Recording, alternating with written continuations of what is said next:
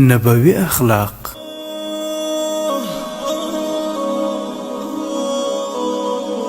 نبی اکرم صلی الله علیه وسلم د صحابه کرامو په منځ کې ناستو چې یو یهودي راغی، د خلکو په منځ کې ورتیر شو او په بد اخلاقی د نبی کریم صلی الله علیه وسلم جامو ته لاس ور واچوه او جامې ورڅخه راکش کړې.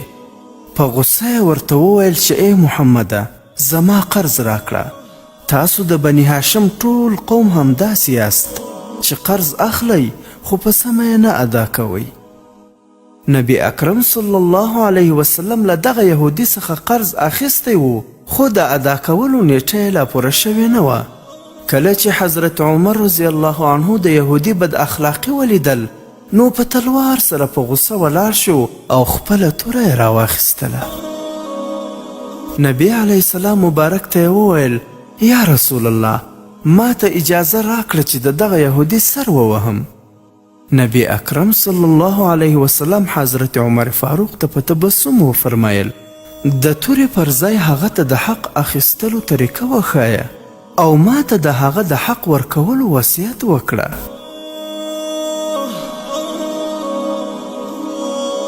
کله چې یهودي د نبی اکرم صلی الله علیه وسلم دا خبرې او حوصله ولیده، نو وی ویل ای محمده، زما دې په هغه ذات قسم وي چې تاسې یې په حق را لیږلی یاست چې زه هیڅ د قرض په نیت نه یم راغلی او ښه خبر یم چې د قرض اخیستلو نیټه لا نه ده رسېدلې، بلکې په تورات کې ستاسې د نبوت د نښې ټول صفتونه لیکل شوي دي او هغه صفتونه ټول ما په تاسو کې لیدلی دي، خو صرف ستاسې دغه یو صفت ما یقیني کاوه چې هغه ستاسو د غصې په وخت حوصله ده.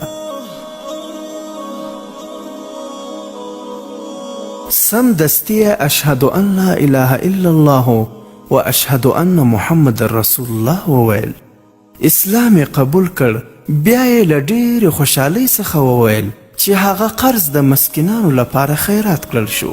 له هغه یهودي څخه ښه اصحابي جوړ شو.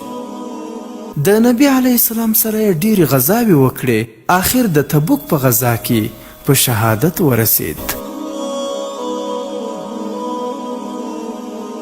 یو سپینګیري مات شوي بادام د نبی علیه الصلاة وسلام مخې ته کېښودل. نبی اکرم صلی الله علیه وسلم به د هر بادام په خوړلو سره یو ځل سپینګیري ته وخندل او د سپینګیري پر خوله به سپین برېت مسکي شول. نبی اکرم صلی الله علیه وسلم ته اصحاب کرام په تمه وه چې اوس به دوی ته هم ووایي چې راشئ بادام وخورئ، خو داسې ونه شول. سپینګیری ولاړ او صحابه کرام وپوښتل چې یا رسول الله، مخکې به د هر شی مونږ سره شریکاوه خو نن دې غږ ونه کړ. نبی اکرم صلی الله علیه وسلم ورته وفرمایل بادام بیخي ترخه وه، کله تاسې څخه یوه هم تریخ بادام تو کړی وای نو د اخلاصمند سپینګیري خندا به هم په غم بدله شوې وای.